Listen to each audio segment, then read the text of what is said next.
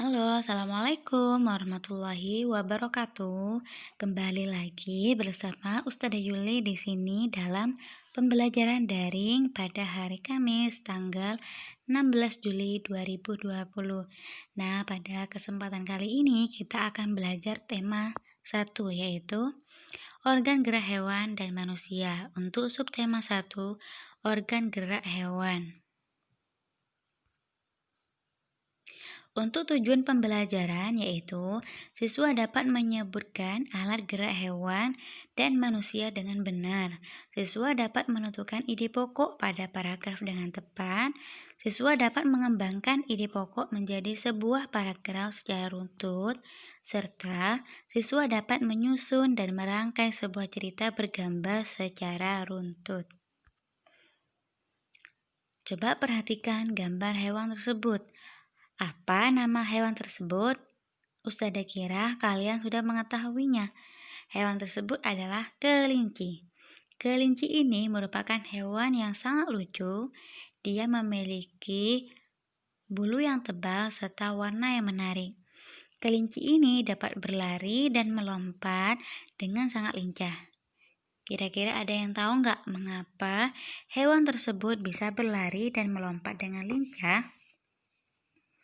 Kelinci dapat berlari dan melompat dengan lincah karena adanya dukungan organ gerak. Organ gerak pada kelinci maupun hewan yang lainnya pada dasarnya memiliki kesamaan dengan organ gerak pada manusia. Tanpa adanya organ gerak, makhluk hidup tidak bisa melakukan apapun. Anak-anak, ciri-ciri dari makhluk hidup salah satunya adalah bergerak. Bergerak yaitu berpindah posisi atau perubahan posisi baik sebagian atau seluruh dari tubuhnya. Bergerak ini dapat dilakukan dengan kaki, sayap, sirip, dan lain sebagainya. Gerak manusia dan hewan itu menggunakan organ gerak yang tersusun menjadi sebuah sistem gerak. Nah, organ gerak ini dapat digunakan untuk memegang, berlari, melompat, memanjat, berjalan, berenang, dan lain sebagainya. Alat gerak itu dibagi menjadi dua jenis, yaitu alat gerak pasif dan alat gerak aktif. Alat gerak pasif adalah tulang. Kenapa tulang disebut alat gerak pasif? Karena tulang tidak bisa bergerak sendiri. Tulang membutuhkan alat gerak aktif supaya bisa bergerak. Nah, alat gerak aktif di sini adalah otot. Otot memiliki senyawa yang dapat menggerakkan. Nah, otot dan tulang saling bekerja sama sehingga makhluk hidup dapat bergerak. Otot yang menempel pada tulang yang bergerak akan membuat tulang tersebut juga bergerak. Nah, untuk tugasnya yang pertama, coba perhatikan gambar hewan tersebut. Ada 5 hewan yaitu A, B, C, D, dan E. Nah, pertanyaannya adalah sebutkan alat gerak hewan yang terdapat pada gambar di atas. Kemudian, tentukan fungsi dari alat gerak tersebut. Paham ya tugasnya? Kalau sudah paham, kita lanjut. Nah, selanjutnya kita bahas tentang ide pokok. Ide pokok itu apa sih? Ide pokok itu gagasan yang menjadi dasar dari sebuah paragraf. Biasanya ide pokok dapat dituangkan ke dalam kalimat utama. Kalimat utama yang berisi ide pokok itu biasanya berada di yang pertama di awal paragraf, yang kedua di tengah paragraf, maupun yang ketiga adalah yang terakhir paragraf.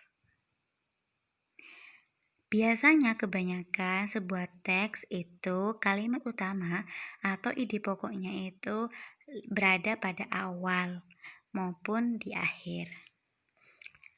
Berikut adalah tugasnya. Nah, tugasnya itu tolong dibaca.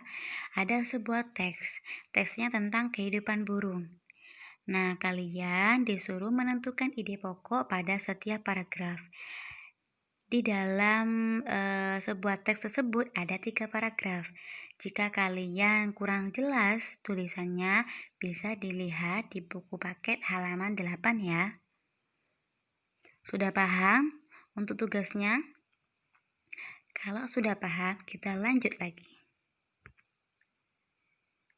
Nah, untuk yang nomor 2, kalau tadi menentukan ide pokok, untuk yang nomor 2 tugasnya adalah membuat paragraf dari ide pokok yang telah tersedia, yaitu ide pokoknya adalah burung memiliki alat gerak berupa sayap. Jadi, tugas kalian adalah membuat sebuah paragraf dengan ide pokok yang Ustazah bacakan barusan. Terserah mau 1 paragraf, 2 paragraf, terserah. Oke, paham ya? Kalau paham, kita lanjut lagi. Tetap semangat, fighting! Nah, untuk selanjutnya yaitu kita beralih pada gambar cerita. Gambar cerita adalah urutan gambar yang saling berhubungan satu sama lain membentuk sebuah cerita. Nah, gambar cerita itu berupa ilustrasi. Ilustrasi ini dibagi menjadi 2, yaitu bisa berupa foto maupun berupa gambar. Ini adalah contohnya. Di sini ada sebuah gambar. Nah, dari gambar ini ada urutannya. Yang pertama bisa dilihat Pak Rudi mengajak Edo ke kandang kelinci miliknya. Kandangnya sangat luas, kelincinya banyak sekali. Jadi pada gambar yang pertama itu mewakili cerita yang Ustazah berikan atau bacakan barusan. Begitu juga dengan gambar yang kedua, Pak Rudi dan Edo memberikan makan kelinci. Mereka memberikan wortel. Kelinci sangat suka makan wortel. Semua kelinci berkumpul mendekat pada Edo. Nah, untuk gambar yang ketiga, Edo senang sekali. Edo tertawa kegirangan melihat tingkah lucu kelinci-kelinci di kandang kelinci milik Pak Rudi. Untuk gambar yang keempat, semakin lama diamati, tingkat lucu kelinci semakin menggemaskan. Edo pun ikut berlarian mengejar kelinci. Sesekali, Edo menirukan gerakan lucu kelinci, yaitu melompat, berlari, dan berdiri dengan 2 kaki.